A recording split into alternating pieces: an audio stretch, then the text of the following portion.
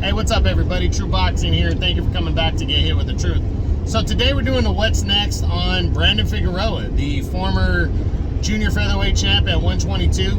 On July 9th, he made his featherweight debut at 126 and took on contender Carlos Castro. And it ended up being a firefight, but he just overwhelmed Castro the way he does with his size and stopped him impressively in the 6th round, and now, you know, is officially a featherweight contender now, following that win. So now the big question is, what's next for Brandon Figueroa? Now that was an eliminator, so you can put him right at, you know, right in the mix, in the serious mix of featherweight. Well, let's run through the top 10 and see what could be possible for Figueroa following that win. We start with number 1, the former WBO champion, Emmanuel Navarrete.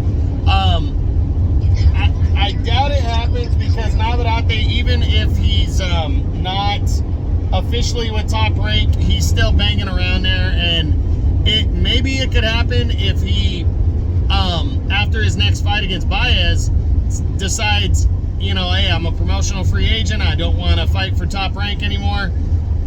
You know, maybe we move over to the PBC, but right now I'm just leaning towards the less likely that could go down. Number 2 is, well, now it's Rey Vargas, the former champion.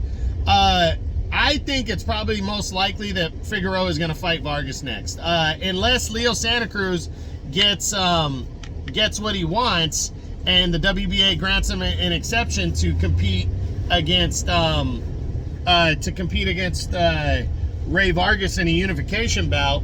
If they do that, the WBA allows that fight, then I think it opens the door, or I think it takes the Rey Vargas option away, which, you know, would suck for Figueroa, but he'll be waiting in the line. But I really do think him and Rey Vargas is more likely to happen next than anything, in my opinion. Next is Mark Magsayo, the former champion now.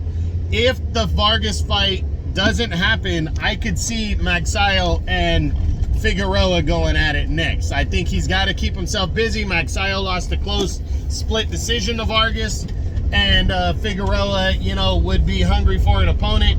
And I think Magsayo's the kind of fighter that would say fuck it and fight, you know, a Figueroa with his style. So yeah, I think it's possible. I don't think it's gonna happen, but I think it could happen if things don't fall, if Figueroa doesn't get Vargas next. Next is Gary Russell Jr. Not likely. I don't think Gary Russell's going to want to come back against Figueroa, and I'm not sure Figueroa is going to want to fight somebody with Russell's style next if he has to wait around for a title shot that he's in line for. Next is Mauricio Lara. Lara's tied to DAZN, and Figueroa's with the PBC, so I'm not seeing this one. Next is IBF champion Josh Warrington, another guy tied with DAZN, so I don't see this one going down right here, because Figueroa is with the PBC, and, you know, again, Figueroa might be getting a title shot anyway against Vargas.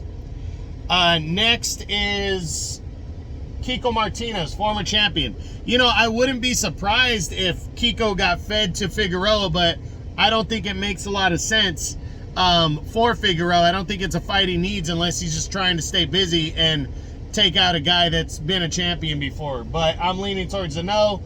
And next we got Kid Galahad. Galahad's moving up to 130, and he's with DAZN, so I'm not seeing that one. And then you got guys like Joet Gonzalez and Michael Conlon at the back. Gonzalez is fighting Dogbay. He's with the Top Rank. That's not going to happen. And Michael Conlon's also with Top Rank, and so that takes that fight off the table. So I think the most likely possibility is going to be Rey Vargas for Brandon Figueroa.